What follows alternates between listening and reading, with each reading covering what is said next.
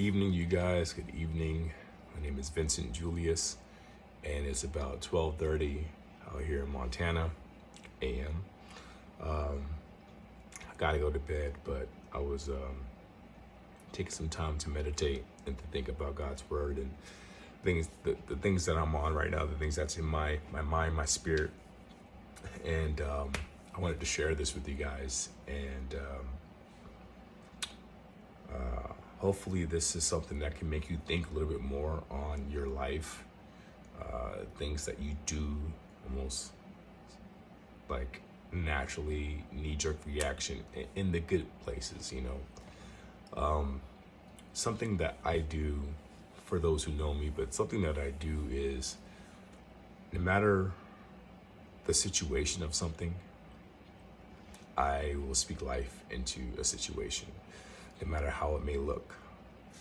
Even though the situation may be looking kind of grim, not too positive, something that can take your joy, whatever the case may be, I'll find a way. Recently, I went to the bank, and this lady, it was a Monday, for those who had the Monday talk, and I guess it just got done being busy, and I came in there to make a deposit. She said, "You came right on time, this and that, it's Monday, da da da da." And if I could remember everything clearly, I said, well, it's whatever, the way you make it. Mondays to some people can be a Friday. It just depends on how you view it. So I'm like, she's like, that's a good one. Whatever, she's doing her stuff, and she's having like some brain fart moments about whatever, okay? And I'm like, hey, don't worry about it. It's not that, it's all good, We got all the time we need. I'm in no particular, rush, but we're good. I'm trying to remember all the things that was being said. And anyways, I was just finding ways to not let that Monday talk, oh, it's Monday, I'm tired, or oh no, it's the beginning of the week, when if there was no such thing as Monday, Tuesday, Wednesday, Thursday, Friday, Saturday, Sunday, whatever, right? Wouldn't you be tired every day then? What makes Monday better than Tuesday, or I'm sorry, what makes Tuesday better than Monday? What makes Friday better than Monday? What makes Saturday better than Monday? Is it the things that comes on Saturdays? Is it the stuff you get to do on certain days of the week? Now, don't get me wrong. On Saturdays, we have open gym out here, and I love it because that's some of the most action I get, athleticism, things I can do. It keeps me actively going, and it's fun. It's it's joyful. It's a release for me, and I'm not gonna knock what it is. I love that. I love being able to do those things, but I wouldn't make that be the peak of my week.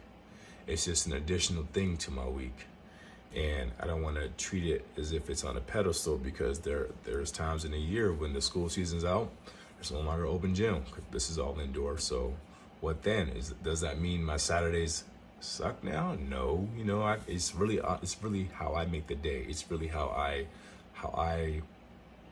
make the day work for me, and what I do, and how I engage in my life to others. And so basically, I'm trying to make sure I make it make sense as I say this. Okay, you guys, it's 12:30 or a little bit past that. I'm getting tired, but I wanted to make sure that I get this out while it's on my mind fresh, okay? One of the things that I love to do is shed the perspective of joy and the clarity of things. And sometimes I can be naive when I'm saying things like that. Sometimes I could come off like, what do you mean? This is that. Like, how do you not see it? I guess I don't like to see people only highlight the negative, when God uses the good and bad. So if we're able to see that, the bad is almost just as good as the good sometimes. But I'm not saying bad is good. That's not what I'm saying. I'm saying God knows how to use any situation. There's no situation that's above him. Okay. I'll talk about the story of Job. For those who don't know, Job is one of the characters from the Bible. And he had great wealth, great abundance, wife, kids, livestock, land. He had it all. He was good, wealthy, and nothing to really worry about. Satan kind of sipped him out. Was like, he went to God. He was like, and God was like, "Where you coming from, man?" It's like, "I've been going from the earth to and fro. But your servant Job, this man here, I bet I can make him curse you." And God is like, got a little chill. God is like, "Oh, do tell. You can make him curse me, the person that I made? I know him, but okay. And God was like, pretty much like, if I can make sense, God was like, "All right, bet. What you want to bet this? And what you want to bet? You want to bet that that he will curse me or that he won't? Which one?" Satan's like, "Yo, I bet you I'll make him curse you." God was like, "Bet. Do what you want to do to him. Do all what you want to do to him. But what you cannot do is touch his wife." So basically, God gave Satan to do whatever he want with this stuff. So one day, Job was eating with his wife and his servants and stuff in the house. One servant came in and said, "Hey, man, a crazy accident happened with your kids in the house, and the stuff fell down on your family and on your kids, and they died. None survived." He's like, "Oh no." He's like, tears, and he's like, "Hey, all your camels and your donkeys and all that, they just died. Something happened, or some people came and stole them, and we couldn't do nothing about it."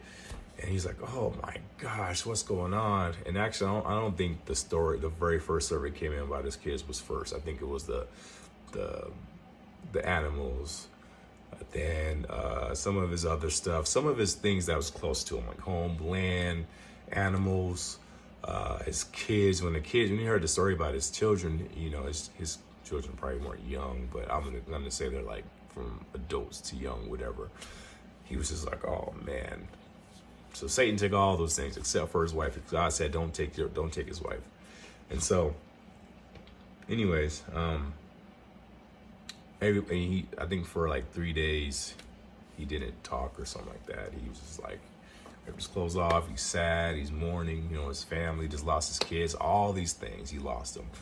And his friends were with them, but they didn't eat with them. They didn't do anything with them besides just be with them in silence for 3 days. Just imagine that one of your friends just went through it.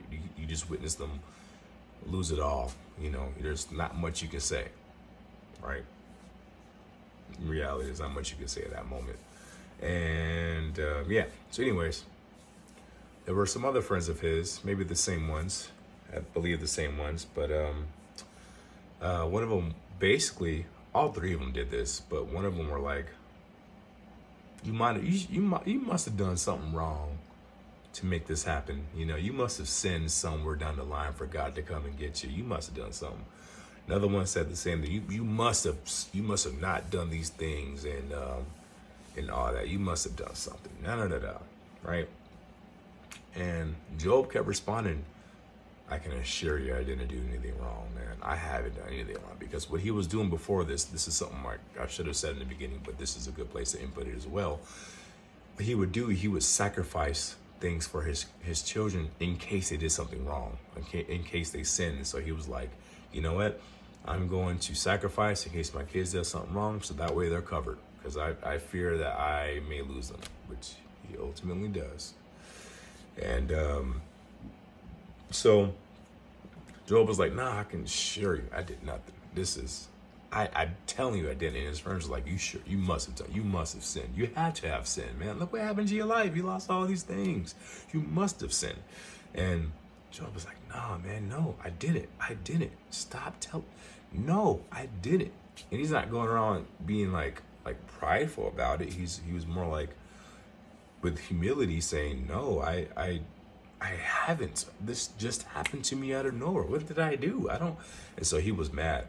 So he goes pray to God, and he kind of goes out, prays to God, and has this conversation with them, and or like that it ends up being a conversation, and he was just like yelling at God. God, I demand your audience. I demand you to be here to talk to me. He kept saying it over and over and over again. I demand you. I need a response to why this is happening to me, because I did nothing wrong. Come talk to me, talk to me, talk to me. Finally, God came. All right, this is cool. Finally, God came. And I can't remember all the things that he said, but I'm going to tell you right now, if you ever read it in the Bible, just look it up or go on YouTube, type in the story of Job, and you will be blown away by the things that God said. And I will tell you this one thing, not one thing, but like two or three things that stood out the most to me. He said to Job, to kind of humble Job back down even further than where he already was. Because Job was saying, I did nothing wrong. What you mean, man? And he's trying to like question God on why he did these things. And God is like, okay. Were you there when the firmament of the stars and the heavens were made? Were you there when the foundations of the earth was created? And this one right here got me so good. He said, were you there when the sons of God all praise with joy and sing songs of joy, sing praises of joy? Were you there? Were you there when the sons of God? If you don't know who the sons of God are, is the angels. Those are the angels. Those are the sons of God. Not the Son of Man, the Son of God.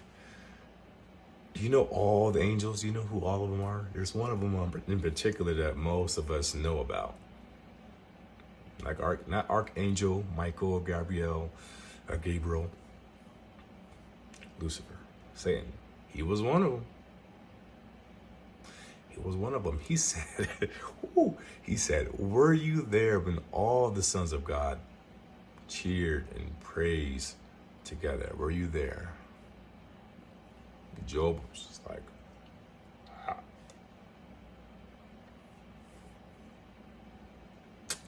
he couldn't even say no. Like, he was just like, it was just so overwhelmed by the things he said to him. And this is something that I was getting from God in a sense. He was saying, listen, don't trip, Job. All things work out for the good. All things do. Even when it looks grim, even when it is grim, even when these things happen, it happens, okay? Don't worry about those things because I'm ultimately in control. So people are saying, if God is this, why does he allow bad things to happen to good people? Why does these things happen?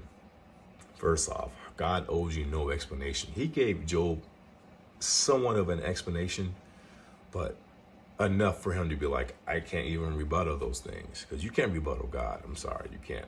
I don't think it's possible to rebuttal God. You just have to be like, you're right. I don't know what it was like when you made the foundations of the earth and the universe, stars. The universe is not whom we speak to. We're actually more powerful than the universe. Because like God, he created the universe with his mouth, with his words, okay? So the universe can't bring you anything. God created the universe. You can make a universe. Okay, not quite literally, but you get what I'm saying, because you're made in the image of God. So your words can create things. So I'm gonna give you a perfect example. See this pool table behind me? I didn't pay for this. This came with the house, okay? I don't want to say I spoke it into an existence, but my words brought this forth. And I remember writing this out on paper and on a vision board that I wanted to have a pool table in the home that we lived in. And this house came right with it. So right when you open the doors, the pool table's right there in front of you. And I was like, man. So your words are very, very powerful. So when you're talking in a way that's negative, that's actually bringing something down, whether it is the day, your health, your mind, your relationship, your whatever. And you're speaking on it in a bad way, like, oh no, like very passive, like, oh no, this my kids are just being, rebels, and or freaking work suck, man. People are stupid. People are doing this. Oh man, my car is acting this way. God, all those things, all different types of stuff. Oh my goodness, man, this is my back, my neck, this happened. In all cases, it can be totally much worse for us all, right? So learn to be grateful and humble in what you do have versus what you don't have. I listen to Myron Golden a lot. As of late, he's been the most recent person I've been listening to because he speaks really well about business and the Bible, and I love how he puts the two together, how he blends them. But he found his purpose in this area, and it's just really good to hear. But hearing that, when I hear those things, I always want to shift the perspective a little bit more. Like, hey, don't worry about those things. That's what I was going to say about Myron. He has poliosis. I think that's what it's called. I'm sorry, I don't really remember right now. I told you, just kind of late. I'm tired. I'm trying to get as much as I can out. Anyways, his leg, I think from the knee down, he can't stand on it all the way. Like, he has to kind of wobble a little bit, but he, has his crutches at home from what he says. But he's grateful. He's grateful for his body. He's grateful because he says he wears a brace when he's out in public, but when he goes home, he takes the brace off. He's walking around with crutches. And he said he could complain about it, but both his arms could not work, and then he couldn't walk around. He could not even have any legs or arms. So he's saying that he's grateful for where he's at and for what he has, because he wouldn't take it away for nothing, because it has taught him something on how to own who he is and to be who he is and what he has versus what he doesn't have. So when I hear people talk about something that is not very uplifting, it brings down, because I can feel those words. Like, words are powerful. I can feel the words. When I hear certain things that are being said, I'm like, ooh, man, you don't think this, you don't think that. Some people don't like it because it's like you're raining on their parade with some good light, and they're like, no, I want to be in this little funk of a mood. It's like, why do you want to put that inside you of all things? Why that? Why those things? If you can see what you're putting inside you with the words, why not put something better that can make you feel better, that can help you speak more life into situations around you, to kind of just change your perspective of things. Just change your perspective. It's not that these things aren't there in front of you, but if you just slightly shift your perspective, you can see that on this side, it's actually not that bad. It could be way worse. Story of Job, he lost everything. Let me go back to that. He lost everything. Okay, my camera just got disconnected. I had to delete some storage. Let me tell you this fast, okay? God restored everything back to Job, and he gave him a new wife, because his wife was also saying to him, this is also vital too, his wife was also saying to him, curse your God for all these things. Curse him. Don't you want to curse him? Why don't you?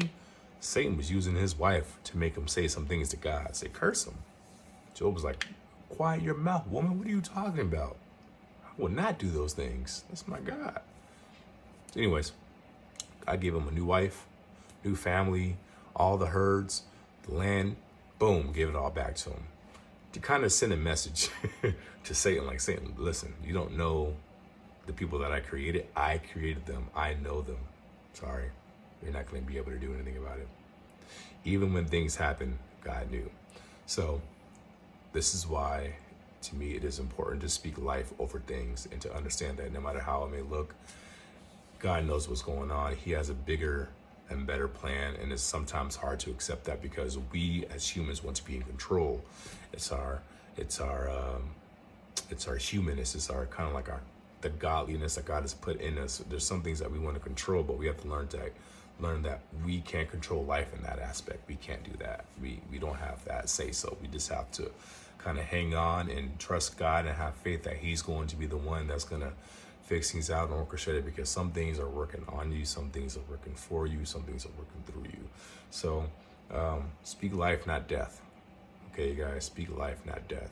When you hear somebody speak in a certain way, when you take the time to start bettering the way you hear things, like you don't want to hear such negative stuff, you're going to start feeling it, and then you're going to maybe eventually find a way to navigate around that and to help them see something that they didn't see. Give them some piece of light, so that way that light can grow in them, because there's light in them too that needs to hear. You know somebody who speaks this. You know somebody who speaks in this way, where almost everything they say it's just a complaint. It's a nagging thing. It's a, oh, woe is me type talk. Help them speak better in the circumstances of their life. Okay, so that way they can start feeling more light in their life, even when things are grim. People will look at you like you're crazy when things are looking crazy. Don't worry about the naysayers. That's what happened with Job with his friends. They were in his ear and like, you done something wrong, and he's like, no, and they're looking at him, he's crazy. He must have done something. So, anyways, speak life, not death, you guys. Love you guys. I'll catch you guys in the next one. My name is Vincent Julius. I hope to see you guys in the next one. Deuces.